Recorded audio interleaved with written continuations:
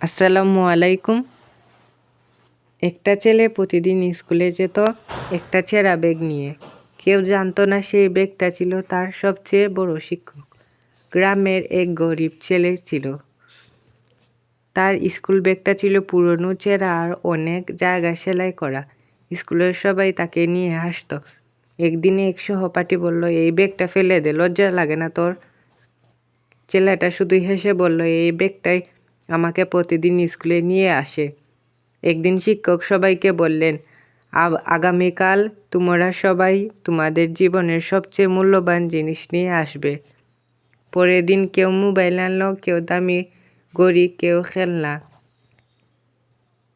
ছেলেটা নিয়ে এলো তার সেই ছেঁড়া ব্যাগ। সবাই হাসতে লাগলো। শিক্ষক জিজ্ঞেস করলেন, এটাই তোমার সবচেয়ে মূল্যবান জিনিস? ছেলেটা শান্তভাবে বলল, জি স্যার, আমার বাবা দিনমজুর। এই ব্যাগটা কিনতে উনি 3 দিন কাজ করেছেন। এই ব্যাগে বই থাকে, আর এই বইগুলো একদিন আমার দারিদ্র দূর করবে। ক্লাসরুম হঠাৎ চুপ হয়ে গেল।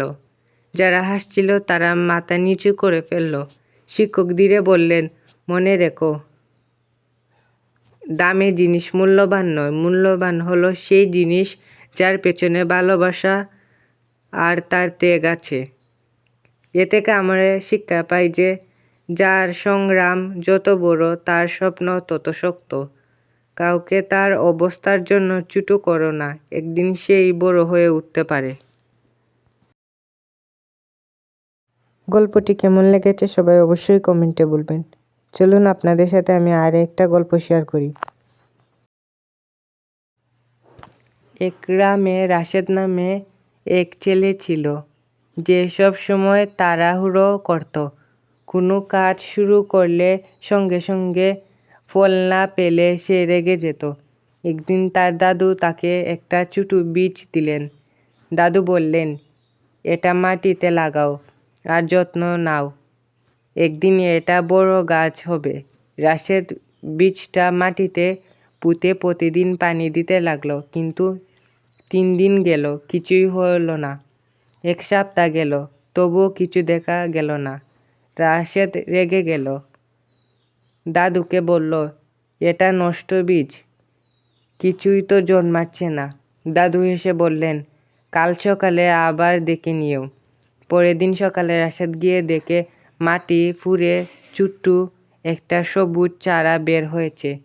সে দৌড়ে দাদুর কাছে গেল। দাদু বললেন, দেখলে, বীজটা নষ্ট ছিল না,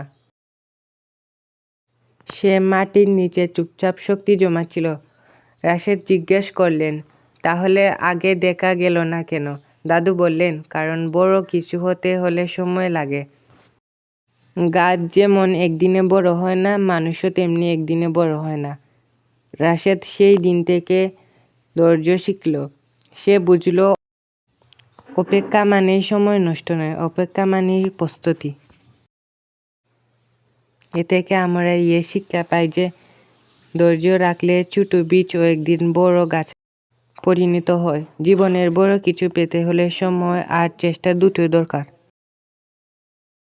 এই দুটো গল্প তোমাদের কেমন লেগেছে সবাই অবশ্যই কমেন্টে বলবে। মনে রেখো, আজ যে ছোট সে একদিন বড় হবেই, আজ যে কষ্ট করেছে সে একদিন জিতবেই।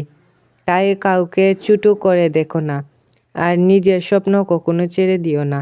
হয়তো আজ নয়, কিন্তু একদিন তুমি জ্বলে উঠবে নিজের আলোতে।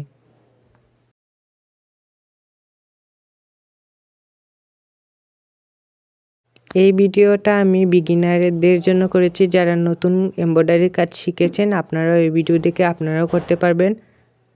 আজকের ভিডিও এইটুকুই। সবাই ভালো থাকবেন, সুস্থ থাকবেন। আল্লাহ হাফেজ।